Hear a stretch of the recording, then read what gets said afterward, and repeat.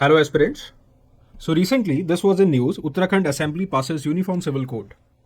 And from our paper perspective, it is very important कि uniform civil code UCC का क्या impact होने वाला है on the tribal customs.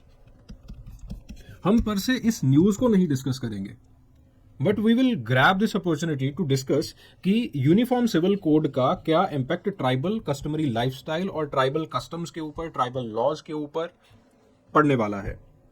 And basically this theme it belongs to paper second, और paper second के अंदर हमेशा एक थीम से जो है वो सवाल पूछा जाता है, impact of democratic institutions on tribal. हमेशा यहां से कुछ ना कुछ पूछा जाता है। कभी ये पूछ लिया जाता है कि पंचायती राज इंस्टीट्यूशन का ट्राइबल लाइफस्टाइल के ऊपर क्या इम्पैक्ट है। कभी ये पूछ लिया जाता है कि इंडियन लीगल सिस्टम जो है वो ट्राइबल लाइफस्टाइल के ऊपर या फिर ट्राइबल कस्टमरी लॉज के ऊपर क्या इम्पैक्ट डाल रहा है। या फिर ये पूछ लिया जाता है कि पेपर फर्स्ट के अंदर कई बार ये सवाल आया है कि किस तरह से जो मॉडर्न लॉज हैं वो ट्राइबल लॉज या फिर ट्राइबल कस्टम्स के साथ कॉन्ट्राडिक्ट करते हैं। उसी लाइन और लेंथ के ऊपर ऐसा सवाल जो है वो पूछा जा सकता है कि यूसीसी या फिर जो स्टैंडर्डाइज लॉज हैं वो किस तरह से ट्राइबल कस्टम्स को प्रभावित कर सकते हैं। सो इस न्यूज आर्टिकल से ऐसा सवाल जो है वो पूछा जा सकता है। तो उसी चीज को हम आगे चल के डिस्कस करते हैं। हम अलग अलग जो ट्राइबल डायमेंशंस हैं उनको स्टडी करेंगे और from a reference of an scholar, anthropologist और सोशियोलॉजिस्ट उसको डिस्कस किया जाएगा। सो जो पहली चीज आती है that is the impact on the matrilineal societies.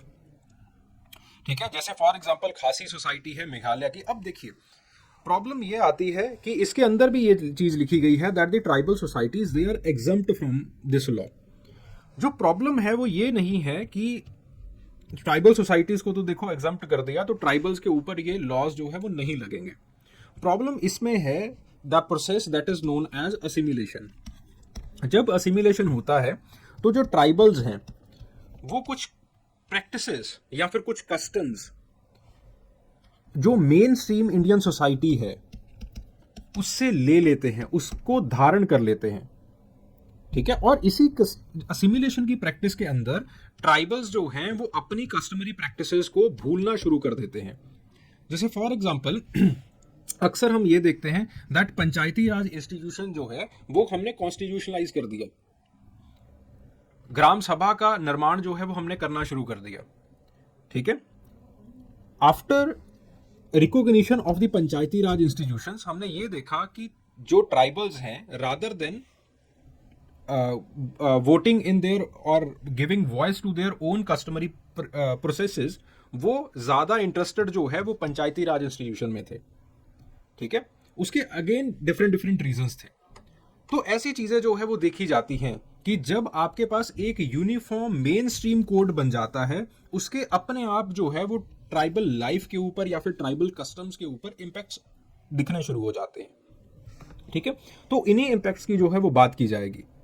Okay, तो ऑब्वियसली यहां पे चीज को जो ट्राइबल कस्टम्स हैं उनको एग्जम्प्ट किया गया है but still they are not recognised.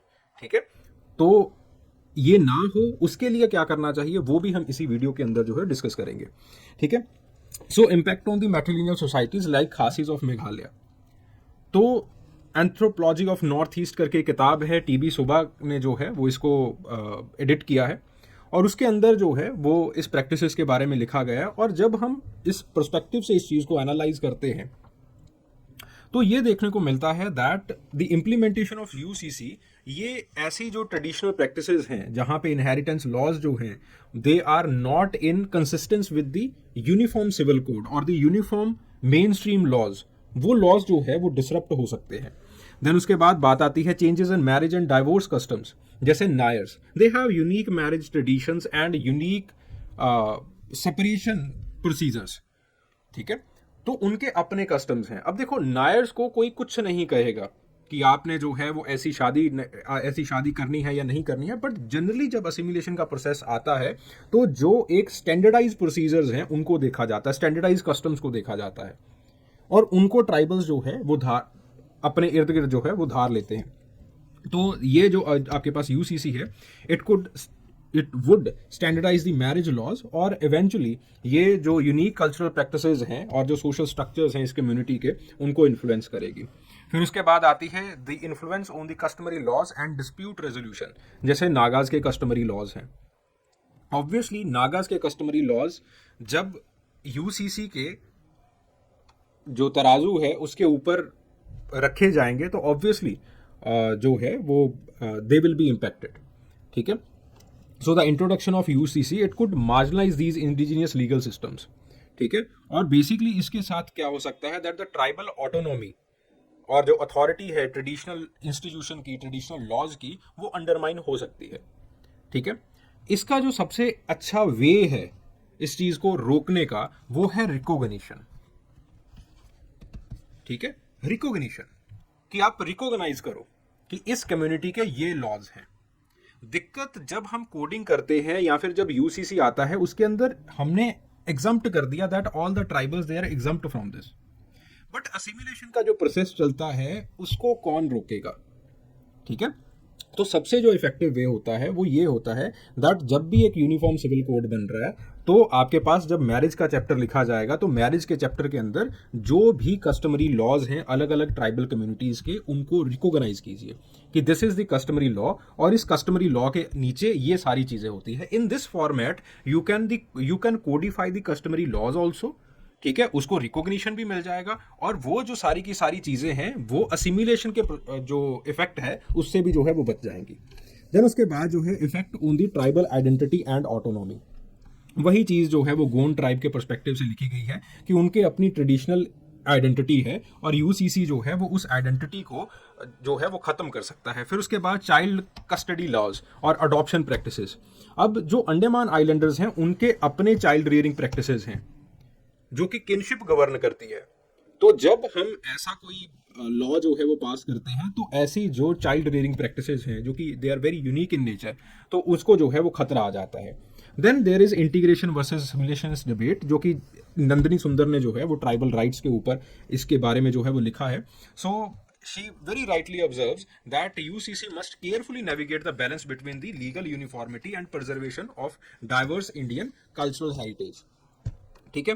वही चीज है कि जब एक पर्टिकुलर चैप्टर लिखा जाए, मैरिज का चैप्टर लिखा जाए, किनशिप, चाइल्ड अडॉप्शन प्रैक्टिसेस का मैरिज जो है वो चैप्टर लिखा जाए, ठीक है, फैमिली का चैप्टर लिखा जाए, पर्सनल कुछ भी जो चैप्टर्स लिखे जाएं, तो उसी चैप्टर के अंदर rather than just writing one line that the tribals of the state are exempt, tribals को रिकॉग्निशन दिया जाए और उसी के साथ जो उनकी कल्चरल प्रैक्टिसेस हैं उनको लिखा जाए, ठीक है। तो इससे एक भाव आता है that yes you are legally recognized by law, ठीक है। और इसका जो मेजर मकसद रहता है यूसीसी का, इट इज नॉट यूनिफॉर्मिटी। हम कभी भी ये नहीं चाहेंगे कि इंडिया का जो कस्टम्स हैं, जो इंडिया के, जो भारत के रंग हैं, जो इंडिया की डाइवर्सिटी है, जो कि हमें डिफाइन करती है, हम उसको जो है वो खत्म कर दें। हम कभी इस चीज को जो है वो नहीं चाहते। यूनिफॉर्म जो आपके पास यूसीसी है, यूनिफॉर्म सिविल कोड है, ये बेसिकली जो इसका मेजर एम रहता है वो है जस्टिस डिलीवरी, कि जो खराब कल्चरल प्रैक्टिसेस हैं उनको बाहर निकाला जाए। तो उसके लिए हम क्या करते हैं, कॉन्स्टिट्यूशन की जो है वो एक मापदंड बनाते हैं, कॉन्स्टिट्यूशन की एक तकड़ी बनाते हैं, ठीक है। और उस कॉन्स्टिट्यूशन जो कॉन्स्टिट्यूशनल स्टैंडर्ड्स हैं उनके ऊपर जो है वो हर एक चीज को रखा जाता है, ठीक है। इसी तरह से हम जो है वो जस्टिस डिलीवरी मैकेनिज्म करते हैं। तो बेसिकली अगर हम जस्टिस सबको देना चाहते हैं तो why should not we codify the tribal customary laws also.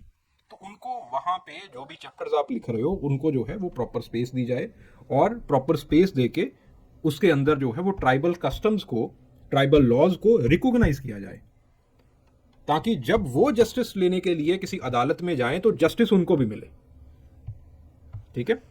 So this is my take on UCC. और इसी तरह से जो है वो सवाल आपको क्वेश्चन पेपर में पूछे जा सकते हैं, ठीक है, कि आपके पास जो है वो क्या इम्पैक्ट पड़ेगा जो स्टैंडर्डाइजेशन है ऑफ लॉज हो रहा है उसका ट्राइबल लाइफ के ऊपर, ठीक है।